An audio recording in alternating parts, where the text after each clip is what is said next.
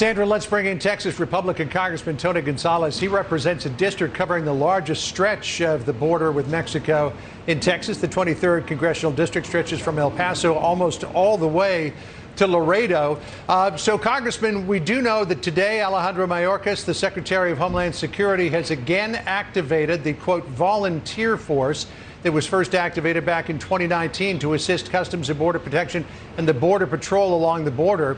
When it was last activated by the Trump administration, we were in the depths of an extreme crisis on the border. Are we back there again? John, Biden's border crisis is worse than people realize. You know, my district is over 800 miles of border. I am on the border every single week, and this is what I'm seeing. Our Border Patrol agents are doing a fantastic job securing our border.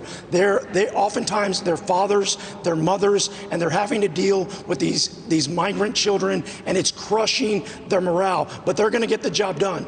I was just in Carrizo Springs at an unaccompanied minor facility, and it was busting at the seams. Within days, it was over capacity, and a lot of it has to do with the new administration's look at not being active on the border. Right, that this Carrizo Springs facility is something that we reported on a week ago. This is the same facility that came under a lot of criticism when it was used during the Trump administration, yet we don't hear the same criticism being echoed during the Biden administration after they reopened it. Why? Yeah, what you're seeing is this administration is in its ivory tower, and they refuse to come down to the border and talk to anybody. Republicans, Democrats, we are all in the same boat. All of us deal with the same issues along the border. They refuse to have a conversation, and that worries me because they're leading from Washington, and they're not down on the ground talking to the people that see it every day. The ranchers, the farmers, the mayors, the sheriffs, everyday citizens. This is a crisis, and the Biden administration is absent.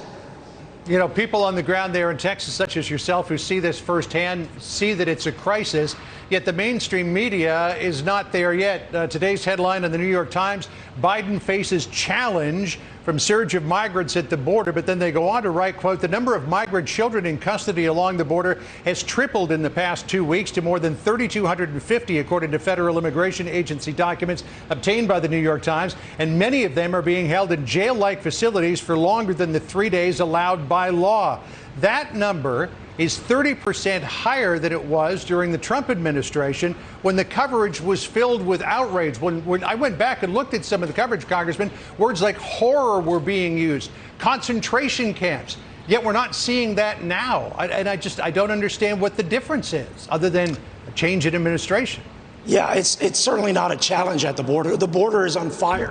What has happened is the new administration, their whole plan was we're going to do everything opposite of what the Trump administration did, and they didn't have a plan. Their plan was to do away with everything. That is the wrong approach. They have to get back to listening to those that live on the border, Democrats, Republicans alike, and have a conversation. That starts by getting away from some of this open border rhetoric, returning to some of the policies that ensured that we had a secure border, protected our citizens.